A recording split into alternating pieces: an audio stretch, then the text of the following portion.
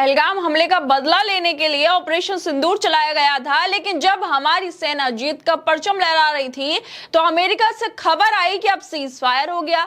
और इसी ऑपरेशन सिंदूर को बताने के लिए नरेंद्र मोदी की तरफ से विपक्ष के नेताओं को शामिल करके पूरी दुनिया भर में डेलीगेशंस भेजी गई हैं ताकि बता सके कि हमने किस तरह से पाकिस्तान को करारा जवाब दिया है और किस तरह से पाकिस्तान में जो आतंकी थे उनको नेस्तनाबूद कर दिया है। खुद नरेंद्र मोदी गुजरात के दौरे पे थे, लेकिन अब वो पश्चिम बंगाल पहुंच गए हैं।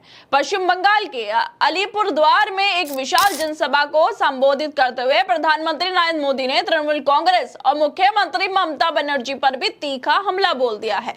मुर्शिदाबाद और मालदा में वक्त संशोधन अधिनियम के विरोध में भड़की हालिया हिंसा को लेकर उन्होंने टीएमसी पर तुष्टीकरण की राजनीति करने और गुंडागर्दी को बढ़ावे देने का गंभीर आरोप लगा दिए हैं। नरेंद्र मोदी ने कहा कि मुर्शिदाबाद और मालदा में जो हुआ वो टीएमसी की क्रूरता और तुष्टीकरण की नीति का नमूना है। गरीब माताओं बहनों की जिंदगी भर की कमाई राख में मिल गई और ममता सरकार ने पीड़ितों की मदद की बजाय अपनी सियासत चमकाने में वक्त जाया किया। उन्होंने पश्चिम बंगाल को हिंसा, अराजकता और महिलाओं के खिलाफ बढ़ते अपराधों से घिरा हुआ बता दिया, ये दावा करते हुए कि टीएमसी की नीतियों ने राज्य को अस्थिरता की ओर धकेल दिया। पश्चिम बंगाल को हिंसा, तुष्टीकरण, दंगों और भ्रष्टाचार की राजनीति से मुक्त की जरूरत है और अब लोग भाजपा के विकास मॉडल की तरफ देख रहे हैं। उन्होंने रैली को संबोधित करते हुए यह भी कह दिया कि पश्चिम बंगाल एक साथ कई संकटों से घिरा हुआ है।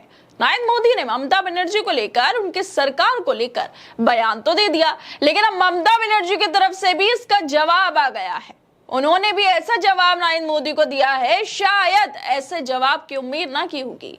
कोलकाता में उसी दिन जिस दिन नरेंद्र मोदी ने टीएमसी पर यह निशाना साधा, तुष्टीकरण की राजनीति का आरोप लगाया, जो हिंसा भड़की उसके लिए जिम्मेदार बताया, उसके बाद ही उसी दिन ही ममता बनर्जी ने कोलकाता में एक प्रेस कॉन्फ्रेंस की जिसमें ममता बनर्जी ने नरेंद्र मोदी के सारे सवालों का, सारे आरोपों का जवाब दे दिया। ऑपरेशन सिंदूर पहलगाम आतंकी हमले पे पश्चिम बंगाल के सीएम ममता बनर्जी ने कह दिया, पीएम मोदी ने आज जो कहा उससे हम सिर्फ स्तंभ नहीं है बल्कि ये सुनना दुर्भाग्यपूर्ण है। वो आगे कहती हैं कि पूरा विपक्ष दुनिया में देश का प्रतिनिधित्व कर रहा है। उन्होंने देश के राष्ट्रीय हितों की रक्षा के लिए एक साहसिक कदम उठाया है, लेकिन क्या पीएम मोदी और उनके नेताओं के लिए कहने का समय आ गया है कि वो ऑपरेशन सिंदूर की तरह ऑपरेशन बंगाल भी करेंगे? मैं उन्हें चुनौती देती हूँ, अगर उनमें हिम्मत है तो कल चुनाव में उतरे, हम तैयार हैं और बंगाल आपकी चुनौती स्वीकार करने के लिए तैयार है। ममता बनर्जी ने सीधे तौर पर चुनौती दे डाली कि हिम्मत है तो लाइव डिबेट कर लो। ममता ने बीजेपी के नेताओं के ऑपरेशन बंगाल और ऑपरेशन सिंदूर जैसे बयानों को सांप्रदायिक और भड़काऊ बताते हुए लाइव टीवी डिबेट की खुली चुनौती दे दी है। अगर आप में हिम्मत है तो मेरे साथ लाइव डिबेट करें, जनता देखेगी कि सच कौन बोल रहा है और झूठ कौन बोल रहा है। क्योंकि जिस तरह से जब नरेंद्र मोदी की सभा हुई थी उसमें जो प्रदेश अध्यक्ष हैं भाजपा के बंगाल के, पश्चिम बंगाल के सुकांत मजूमदार, उन्होंने सीधे तौर पे कह दिया था पश्चिम बंगाल को लेकर कि ऑपरेशन बांग्ला को ऑपरेशन सिंदूर के समान बताते हुए राज्य से तृणमूल सरकार को उखाड़ फेंकने का आह्वान किया था। सोचिए ऑपरेशन सिंदूर में कितना फर्क है। और ये जो है मजूमदार, ये सीधे तौर पर ऑपरेशन बांग्ला और ऑपरेशन सिंदूर को एक साथ जोड़ रहे हैं। ऑपरेशन सिंदूर के तहत आतंकवादियों को खत्म किया गया था, बदला लिया गया था, लेकिन इसका ऑपरेशन जो बांग्ले की बात कर रहे हैं इससे क्या लेना देना है? ये दोनों अलग चीज है कि सियासत में इस तरह के बयान देने चाहिए जिसको लेकर ममता बनर्जी ने सीधे तौर पर जवाब दिया है कि हम खुली डिबेट करने को तैयार हैं। इसके अलावा भी ममता बनर्जी ने उन्हें कड़ा जवाब दिया कि जिन्होंने कहा कि मैं आपको चुनौती देती हूं, आप ऑपरेशन बांग्ला के लिए तैयार हैं, कल मतदान करें, हम देख लेंगे। उन्होंने चुनौती भी दी कि बंगाल की सत्ता कभी भी भाजपा के पास नहीं जाएगी। आगे उन्होंने कहा कि मैं आपको खुली चुनौती देती हूँ, आप चुनाव से ठीक पहले यहाँ आए क्योंकि आज बंगाल सुरक्षित है। वो बंगाल के लोगों को गुमराह करने, बदनामी फैलाने और षड्यंत्र रचने आते हैं। आप इतने लंबे समय से मणिपुर क्यों नहीं गए? ये सवाल बेहद गंभीर है कि मणिपुर नरेंद्र मोदी क्यों नहीं गए हैं। मणिपुर में हिंसा भड़की, उनकी सरकार वहां पर थी। ये बेहद गंभीर सवाल है कि नरेंद्र मोदी मणिपुर क्यों नहीं गए। विपक्ष से लेकर सोशल मीडिया पर हर कोई एक साल से ज्यादा से ये सवाल पूछ रहा है कि नरेंद्र मोदी जहां पर उनकी सरकार, वहां पर हिंसा हुई, इतनी बर्बर वहां पर घटना हुई महिलाओं के साथ, वहां पर क्यों नहीं पहुंचे, मणिपुर क्यों नहीं पहुंचे नरेंद्र मोदी। लेकिन वो पश्चिम बंगाल में जरूर जो हिंसा हुई है, हिंसा कहीं भी हो, उसका समर्थन नहीं होना चाहिए बल्कि उसका विरोध होना चाहिए। और जो सरकार है, जिम्मेदार चीजें हैं, जिम्मेदार अधिकारी हैं, उन पर कार्रवाई भी होनी चाहिए।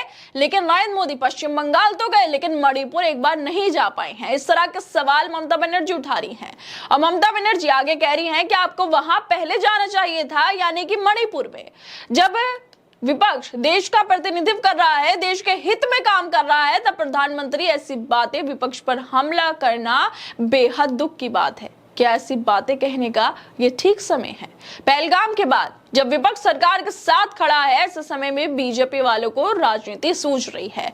वो राजनीति ही कर रहे हैं, विपक्ष पर हमलाबाजी कर रहे हैं, जुबानी जंग उन्होंने छेड़ दी है, उल्टा सीधा विपक्ष को बोला भी जा रहा है और विपक्ष की तरफ से भी जवाब दिए जा रहे हैं। लेकिन इस समय ठीक है कि आपको राजनीति करनी है, राजनीतिक पार्टियां हैं तो राजनीति ही करेंगे, पक्ष विपक्ष भी होगा। लेकिन जब देश में ऑपरेशन सिंदूर हुआ हो, ऑपरेशन सिंदूर की बात की जा रही हो, जब देश के लिए पूरा विपक्ष एकजुट हो, सरकार के साथ खड़ा हो, क्या उस वक्त में भी बीजेपी वालों को राजनीति करनी चाहिए?